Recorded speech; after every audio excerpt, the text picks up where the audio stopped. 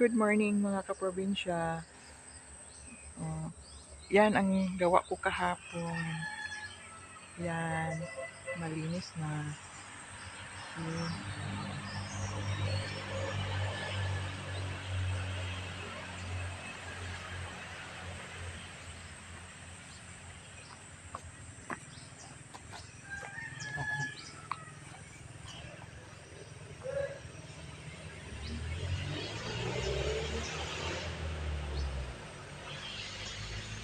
At least sa wakas, malinis-linis na.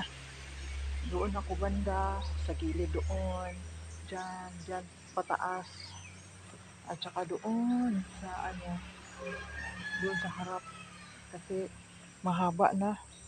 Eh dito ang dami-daming dahon kasi hulog ng, yan oh, yung puno ng kahoy, ang laki-laki niya.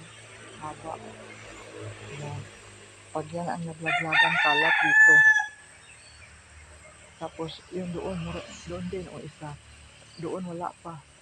Hindi ko pa natingnan nga yung tanim ng kamuting kahoy ko kasi nga medyo ano na.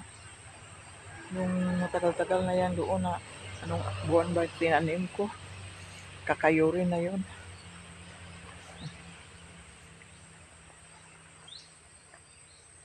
Yan ang gawa ko. Ngayon, maaga pa naman. So, dito ako. Dadaan muna.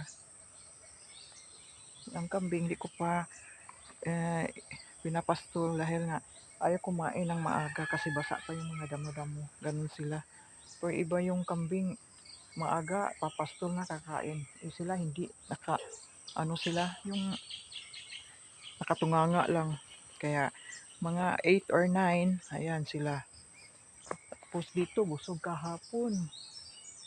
Busog na busog. Doon din ko nilagay sa kabila. Tapos, ayan. Yan ang gawa ko. Sakit baywang kasi yung walis, ang liliit. Hanap ako kahapon, wala akong makita na yung mahahaba na makapal. Yung ano pa talaga, yung sa buli ba yun? Yung mahaba ba para hindi masakit sa baywang.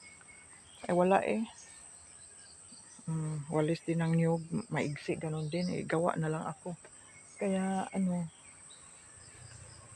tawag nito, masakit sa baywang. Tiniis ko lang para malinis-linis dito banda. Pag sunod na linggo, wala. Doon na ako sa kabila. Kaya dito na lang, tiyaga-tiyaga.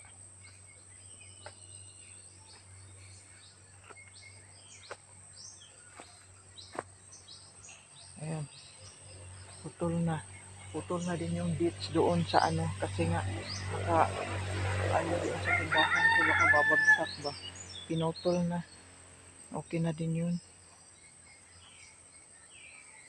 Yan, linis na. Tsaka ito sarap ito. Yan, kilala nyo yan? Bago.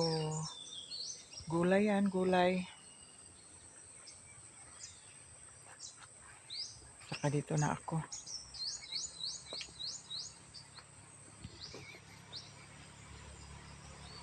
Lumipat ito sa yung balimbing, yung mga chicken dito na sila nag-aano.